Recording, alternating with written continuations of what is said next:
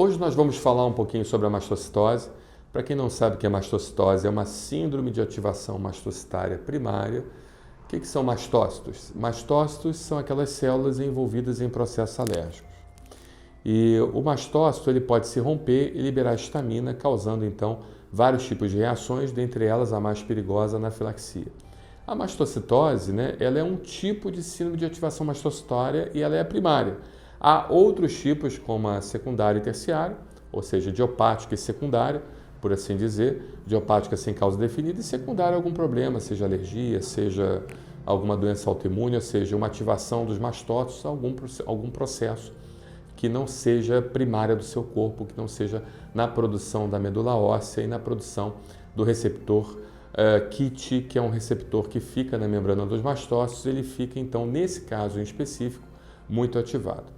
Então, a síndrome de ativação mastocitária primária ou mastocitose, ela é dividida principalmente em três tipos, que é a mastocitose cutânea, que é mais restrita à pele, a mastocitose causada por sarcoma de mastócitos, onde você tem realmente a necessidade de encaminhar mais para um médico oncologista, e a mastocitose sistêmica. A gente vai tentar conversar um pouquinho mais sobre a mastocitose sistêmica, porque é algo que, de certa forma, tem uma certa prevalência e acaba causando um problema e acaba causando uma doença extremamente desagradável no paciente de difícil controle. Então, como é que a gente chega ao diagnóstico da mastocitose sistêmica, É lógico que você precisa ter parâmetros para tentar chegar nesse diagnóstico. E um dos parâmetros principais são os critérios maiores e menores, são os critérios primários e os critérios secundários.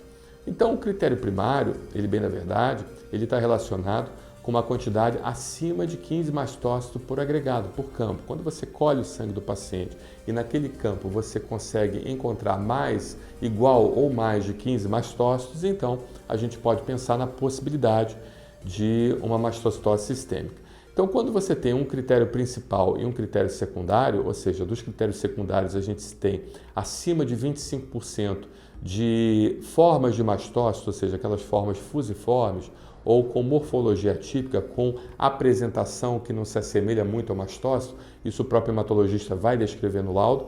Quando você tem uma mutação do códon 816 do gene KIT, isso é uma possibilidade. Quando você tem um aparecimento, uma quantidade, de certa forma, mais alterada de células que expressam Cluster Differentiation 2 e o Cluster Differentiation 25, CD2 e CD25, e quando você tem uma dosagem de triptase maior do que 20 nanogramas por ml.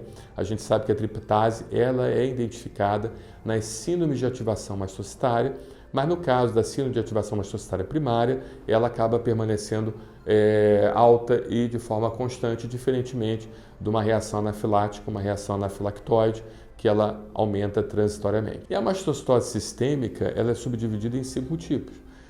E a gente vai tentar chegar no diagnóstico desses 5 tipos através das manifestações clínicas que aquele paciente vem apresentar e também os achados laboratoriais, os achados de exames, não só de laboratório de sangue, mas também de imagem que você, porventura, vai encontrar. Então, você tem os achados B e os achados C. E esses achados B, por exemplo, eles estão relacionados quando indicam alta carga de mastócito e expansão do processo neoplásico em múltiplas linhagens hematopoéticas, ou seja, expansão daquela lesão que vem a causar a formação de uma nova célula em múltiplas linhagens do sangue hematopoéticas, e quando você tem os achados C, onde são indicativos de lesão de órgãos, por possível infiltração dos mastócitos, infiltração mastocitária. Então, por exemplo, você pode ter uma lesão de órgão do osso, causando uma osteoporose, você pode ter uma lesão do baço, do fígado e alguns órgãos relacionados. Então, para dar um exemplo para vocês do que seriam os achados B, que a gente está mais relacionado à questão dos infiltrados e de uma alta carga de mastócito. Então, quando você tem um infiltrado de mastócito na medula óssea acima de 30% e uma triptase sérica basal acima de 200 nanogramas por ml, a gente acaba encontrando essas situações, sinais justamente de organomegalia, ou seja, os órgãos aumentados, uma hepatomegalia com um aumento dos nódulos pelo corpo, dos gânglios pelo corpo, a chamada linfadenomegalia, sem a disfunção de órgãos, por assim dizer, e também um aumento do baço. E os achados C, você acaba tendo então lesões orgânicas por infiltração mastocitária, quando esses mastócitos eles entram dentro do órgão, levando essas lesões dentro do órgão. Quando vocês têm lesões ósseas, né, ou seja, você tem, de certa forma, lesão de destruição óssea mesmo, né, as chamadas lesões osteolíticas de grande tamanho e fraturas patológicas. O paciente começa a fraturar. Você tem uma má absorção com uma diminuição da albumina e também com perda de peso.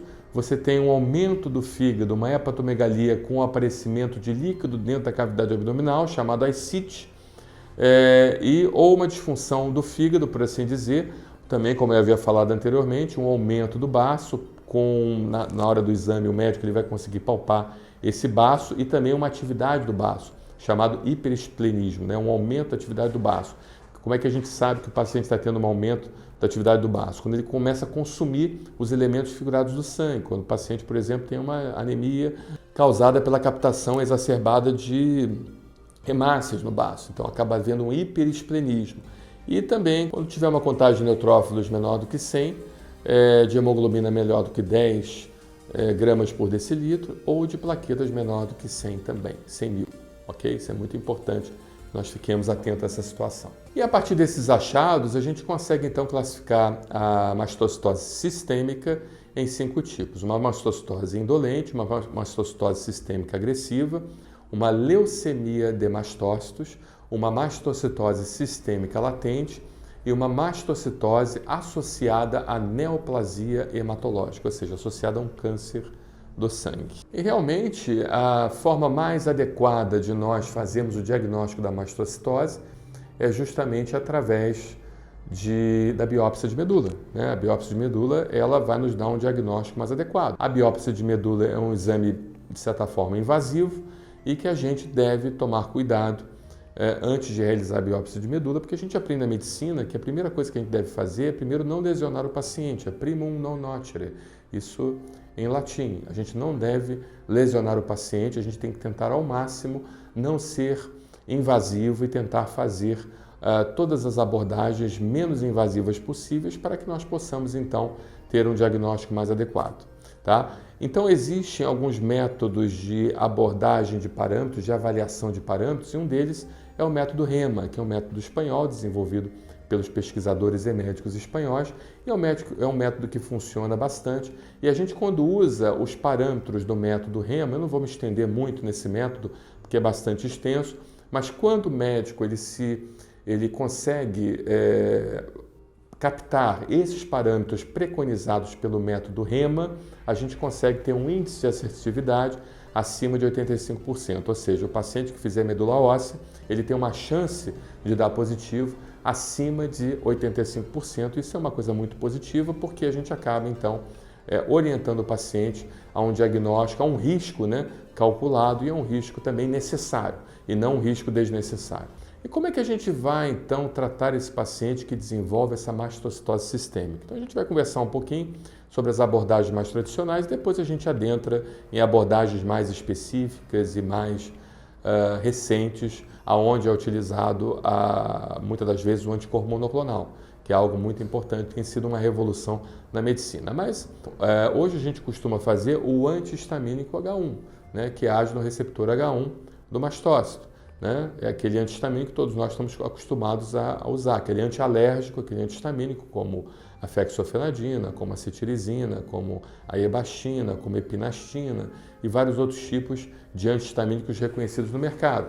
Você tem também os antihistamínicos H2, né? Como a cimetidina, como a ranitidina, ou seja, aqueles medicamentos que de certa forma foram até retirados recentemente do mercado, mas que até então eram utilizados para o controle, bloqueando os dois receptores de histamina, tanto o H1 com as medicações antihistamínicas H1, quanto o H2, bloqueando justamente, que a gente utilizava muito esse tipo de medicação para tratamento de epigastralgias, de problemas relacionados à hiperacidez gástrica, com aumento da acidez estomacal. E também a gente acaba fazendo o inibidor de bomba de próton. Por que o inibidor de bomba de próton ele pode ser utilizado? O que é o inibidor de bomba de próton?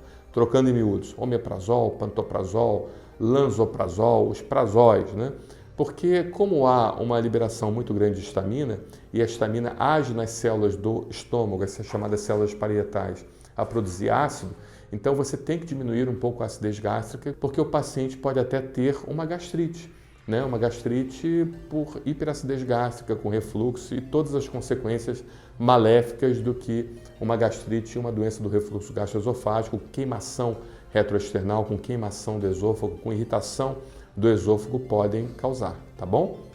A gente também costuma utilizar uma medicação da classe dos estabilizadores da membrana dos mastócitos, como o cromoglicato sódio, os antagonistas do receptor de leucotrieno. A gente sabe que o leucotrieno é uma substância que tem um papel muito importante em desenvolvimento de processos inflamatórios, alérgicos e não alérgicos.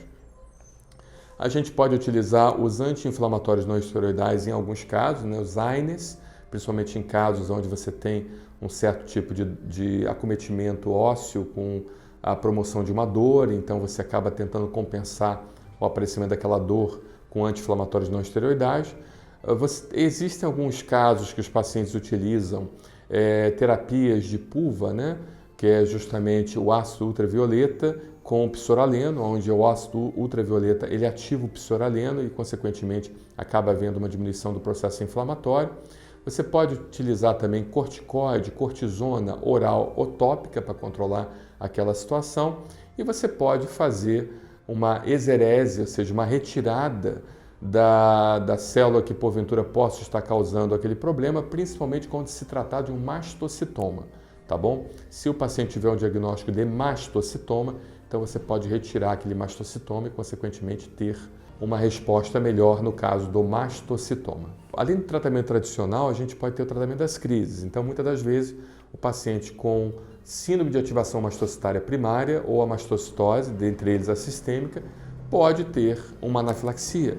E essa anafilaxia, por sua vez, a reação anafilática, ela precisa ser tratada com um protocolo de anafilaxia. Por exemplo, a adrenalina faz parte do protocolo de anafilaxia. O paciente também que, de certa forma, usa imunoterapia dessensibilizante, há alguns indícios mostrando que a imunoterapia ela pode ser utilizada, só que ela deve ser utilizada durante um longo período, basicamente ad eterno, né? Existe também a questão dos anticorpos monoclonais que podem ser utilizados. Por exemplo, o omalizumab, comercialmente conhecido como Xolair, é um antirreceptor de IgE, e esse antirreceptor de IgE ele pode diminuir, então, a ativação dos mastócitos. Então, ele pode ser também utilizado em algumas situações. Alguns médicos podem entender que a utilização do omalizumab pode ser benéfico. A questão também da utilização de medicamentos bifosfonatos, aqueles medicamentos utilizados para osteoporose, para tentar manter a integridade óssea do paciente com lesões osteolíticas, aqueles pacientes que têm lesão causada pela infiltração do mastócito no osso.